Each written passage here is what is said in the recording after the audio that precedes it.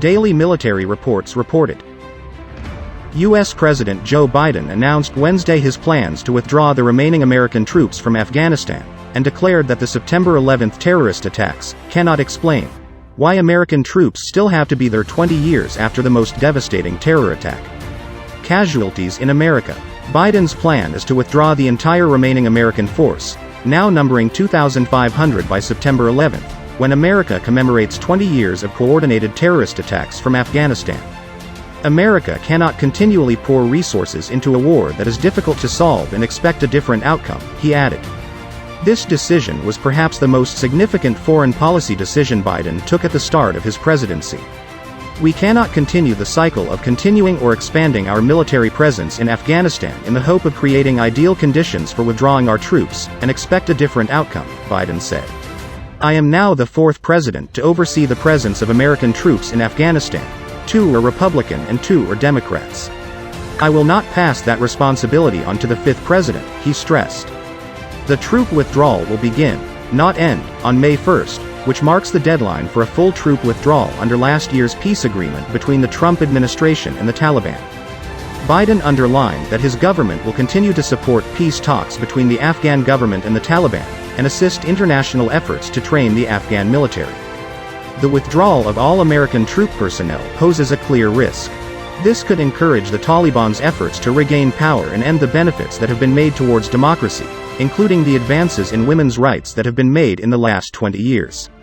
It will also spark criticism of Biden, particularly from Republicans and some Democrats, even though former President Donald Trump also wants a full withdrawal.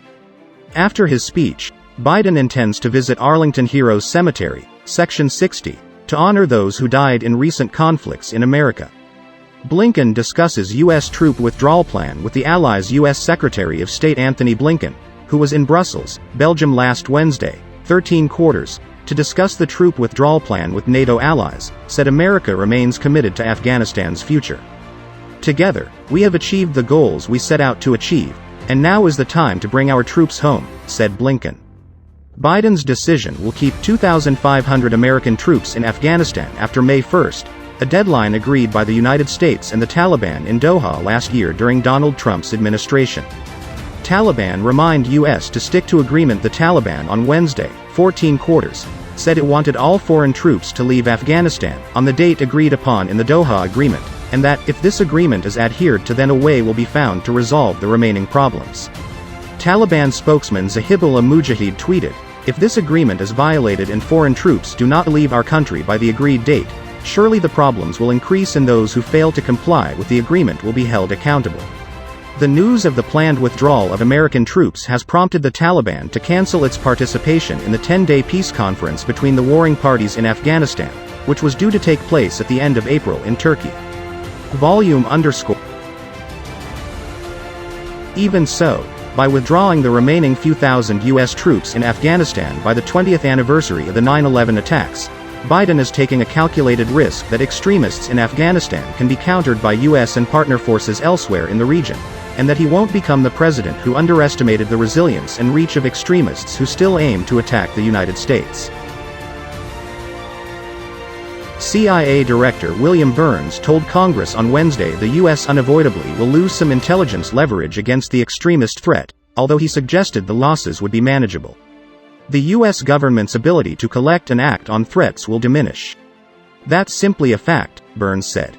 It is also a fact, however, that after withdrawal, whenever that time comes, the CIA and all of our partners in the U.S. government will retain a suite of capabilities, some of it remaining in place, some of them that we will generate, that can help us to anticipate and contest any rebuilding effort. There were 2,500 to 3,000 U.S. troops in Afghanistan when Biden took office, the smallest number since early in the war. The number peaked at 100,000 during President Barack Obama's first term. As U.S. war casualties have declined, so has the American public's attention. The war was barely mentioned during last year's presidential contest, and pulling the plug may prove politically popular. Yet worries remain. Stephen Biddle, a Columbia University professor who has advised U.S. commanders in Afghanistan, says it's possible Al-Qaeda could re-establish its base structure in Afghanistan once the Americans and their coalition partners leave. The Taliban in Afghanistan pledged in a February 2020 agreement with the Trump administration that they would not allow Al-Qaeda or other extremist groups to use Afghan territory to threaten the United States. But that deal may be imperiled by Biden's decision not to complete the withdrawal of forces by May 1st, as the Trump administration had promised. The bigger peril, Biddle said in an email exchange, is that the withdrawal could lead to the collapse of Afghan security forces and multi-sided civil warfare involving Taliban factions and others, in a more lethal version of the Civil War of the 1990s. More broadly, the absence of U.S. forces in Afghanistan could lead to further instability in a region with two rival nuclear powers, Pakistan and India, which have insurgencies of their own to contend with. This is already a dangerous part of the world. Making it worse by allowing the collapse of the Afghan government is the biggest risk here, Biddle said. At a previously pivotal moment in the war, Obama took a similar view. When he announced a surge of 30,000 U.S. troops to Afghanistan in December 2009, he argued against trying to contain extremist threats in the Afghanistan-Pakistan region only with what the U.S. military calls over-the-horizon forces, troops and aircraft positioned beyond Afghan borders.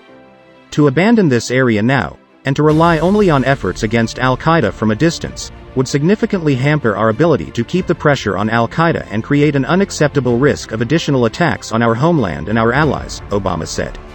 So Obama went ahead with a troop buildup aimed at hitting the Taliban so hard that they would agree to negotiate a peace deal. It didn't work. The Taliban kept fighting. Even after President Donald Trump authorized a more muscular military approach to the Taliban in 2017, the hard-hit militant group did not give up. It agreed to negotiate with the Afghan government, but those talks have stalled. It's difficult to judge what has been gained in the 12 years since Obama escalated the war. Afghan security forces likely are stronger, although their resilience will be tested in the absence of U.S. support they grew to rely upon. The Afghan government has not strengthened its authority across the country, and the Pentagon argues that its intense focus on countering insurgents there and in the Middle East has been such a drain on resources that the U.S. is losing ground against China and Russia. The war has cost more than 2,300 U.S. lives and immeasurable suffering among Afghans since the United States invaded in October 2001. 10 years into the war, in May 2011, U.S. forces killed bin Laden in Pakistan, and for a short time it seemed possible that Washington would see an opening for ending the war. A few weeks after bin Laden's death, a young American soldier at a dusty outpost in eastern Afghanistan asked visiting Defense Secretary Robert Gates what effect the Al-Qaeda leader's demise would have on the war, suggesting hope that it would hasten its end and allow troops to go home.